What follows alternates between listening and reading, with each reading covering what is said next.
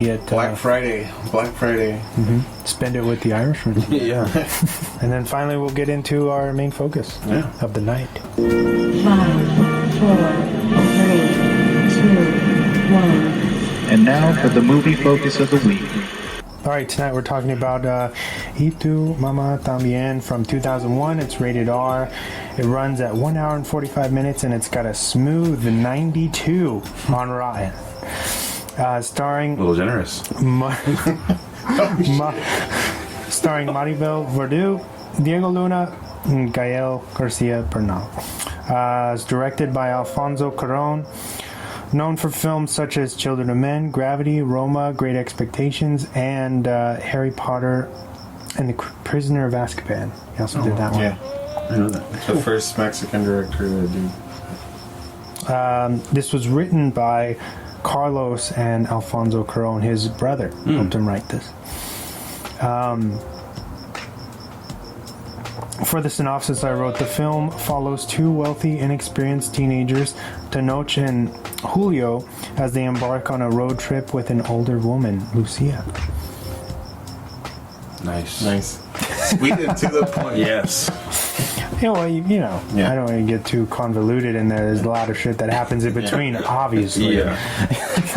So tell me, Diego, other than a cheap plug for your own name, why did you pick this film? I think I wanted to. I think this was a film that I felt we needed to review. Okay. Because it's such a staple for the Mexican cinema. Okay.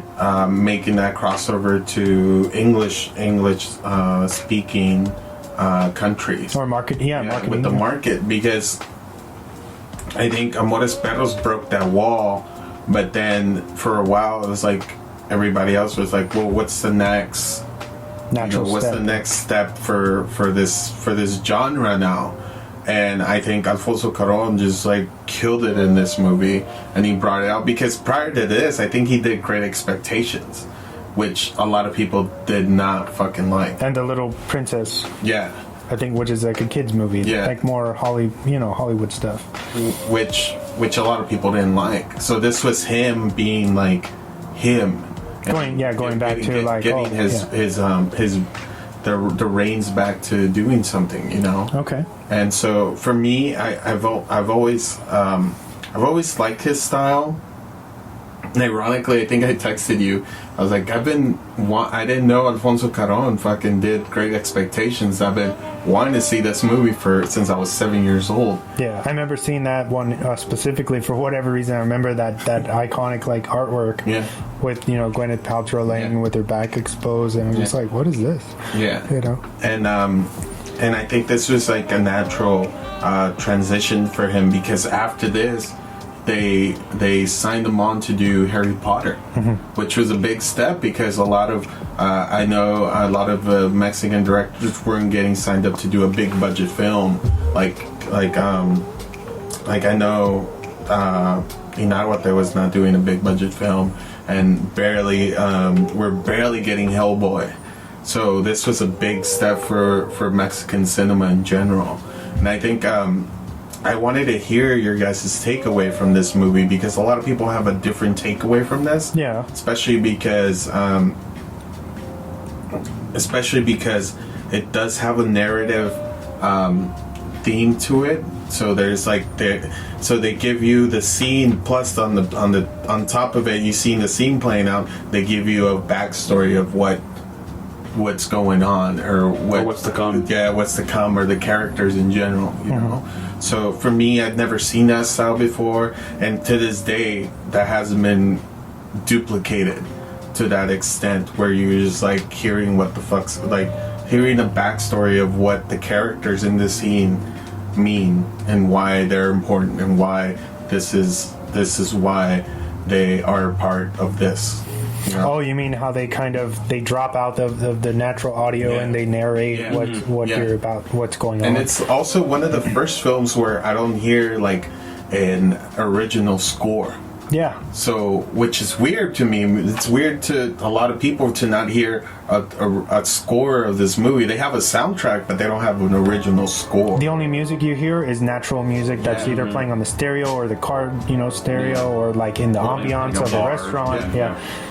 That's interesting, and I actually dig that. A different take on it. It reminds me of Coen Brothers' No Country for Old Men, which has zero music whatsoever, like no music at all. Yeah. So yeah, that's why I wanted to hear you guys' opinion on it. James, I know you seem like you weren't too excited for this one. I mean, it's good for what it is. I can say it's good. I don't mean to offend you, Diego. No. I mean, this movie, I guess you could say it wasn't for me. I don't really know how to do this. I mean, you pretty much described it. The thing I do like about what you did about the movie, what you brought up was the narration. Yeah. That's kind of in the back. How you said the sound kind of cuts off and you hear this guy talking about.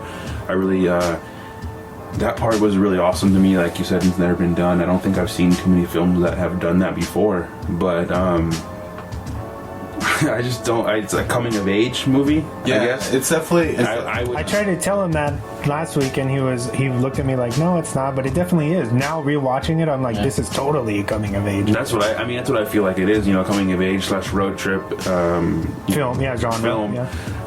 And it's with two young kids who kind of are horny as hell. Well, I feel like, I mean, as young boys, that's what we are. Yeah, I mean, that's what. Yeah. Especially that How old are they supposed to be? 17. 17. Okay. Yeah. But so, keep in mind they're in Mexico. Yeah. So there's a little bit, it's bending the rules. The line is kind of gray. So to put you in that scenery, there's certain parts in Mexico where there's guys that are 25, 26 years old that have 13-year-old girlfriends. Shit. So that's how much. Yeah, and it's not really looked frowned upon. Yeah, or whatever. It's just like a normal thing. That's how gray it is in Mexico, man. Like I'm not kidding. It's not. No, yeah, it's not out of the ordinary for a 13-year-old, 14-year-old to have a baby already and be married to a 30-year-old man. Like, it's not out of the ordinary. To us, it seems like crazy. You're like, fuck. Yeah. This guy's a weirdo. But to them, it's like, oh, it's normal. It's like, oh, she loves him. Like, whatever. But so I think they get, and also like they give you that, because I know a lot of my boys and a lot of different guys that I've met and that I've hung out with have had that fantasy when they were younger to be with an older woman. Mm-hmm. So they give you that fantasy where it's just like, damn. I don't know. This film, it's strange how well it works because it's so simplistic, and I really dig like the documentary style, and how it's kind of shot shaky, like guerrilla style, where it's like probably just one cinematographer the entire time, and it looks nice and beautiful. You know what I mean? When they start doing the road trip part, it's pretty great. They give you such a real look at rural Mexico. Yeah. Like the outskirts of like the towns and how simplistic everything is, but you see it and they're so happy. Mm-hmm. They're so happy living like this. That's their life. Yeah. And then you kind of see glimpse like I think when they pass that when they're going before their car gets messed up, you see a cop truck pass by them so fast, and they get off and they start messing with like these with fucking like assault rifles. Yeah, with like these, not messing around. Like these Native American older people and stuff. They're selling something, right? Yeah, they're selling something. They just like fruit or something. They just grab it and they throw it on the floor, and then you get a glimpse of that, and it's like to us, it seems like the most to me seeing it again, because I hadn't seen this movie in maybe like I want to say like 3 or 4 years, and from that point to this point, like I see it, I'm like, damn, that's super fucked up, but that's that's how Mexico is, dude. What I forget is when I went to Cancun, we got pulled over and they're like, oh, we're gonna need to take your, not my license, but it was his brother's license. And he's like, you can come downtown and pick it up. It's like it's 30 minutes back that way, or you know, you can give me $50, and I know I'll just give you a warning. And he's like, okay. Gave him $50, and then gave him his license back. And he's like, okay, you know, be safe on the road, and even just took off. Wow. What did you guys do wrong? Anything? We had like one extra person in the car that was like wasn't supposed to be in the car. Oh. It was like 6 people instead of 5. Oh, so you were like someone was sitting on somebody's We were like, lap? yeah, we were packed. Okay. So like it was like 6 of us, so we didn't have we were waiting for the people to come. Yeah. And to get to Cancun with us, and they had the rental car, and we didn't have the car yet, so we were there early, and we packed everyone in the car and drove around, and they pulled us over, and yeah, it's fucking crazy. Yeah. That's A little corrupt, but yeah. I feel like in this, going back to the film, they were kind of showing us what it was like politically back then as well, because this film was supposed to take place in, I believe, 1999, which was like the fall of the the 71-year-old like a political party that was had ran for years and years and years, dictatorship, and killed off candidates from different parties. The most famous one was in '94 in Tijuana, which was Colón, who was a part of the PRI, but wanted to ensure social change, and his party just weren't having it. And they kill him in the middle of a crowd rally for his presidency, and that's when I think a lot of people in Mexico just kind of woke up and was like, no, like this isn't happening anymore. You know, even though they voted like 2 other presidents that were from El PRI to presidency, but this is definitely that they give you that down. It feels like they give you that downfall because like you see. Because in one of the scenes, you see the president in there. Like they say, "Oh, the president's gonna be at my daughter's wedding." There's like a big party. Yeah, and then you're like, they're even counting. They're like, "Damn, there's like 16 guards here." He's like, "There's more people. There's more guards than there are people." Yeah, and they're pointing it out. They're like, "Yeah, like my dad has 2. Like the family of so and so has like 2, and then they have 2, and then he kind of makes a joke, and then your driver's here. He's like, "Hey, that's like," or like, and your driver, he's like, "Yeah, but he carries a gun with him," and so I think it's funny. And then when she goes outside with the tacos, you just see like I think like at least 30 or 40 people, like like so deep. And then you're like, whoa, like this many people. And they even give you a backstory of like,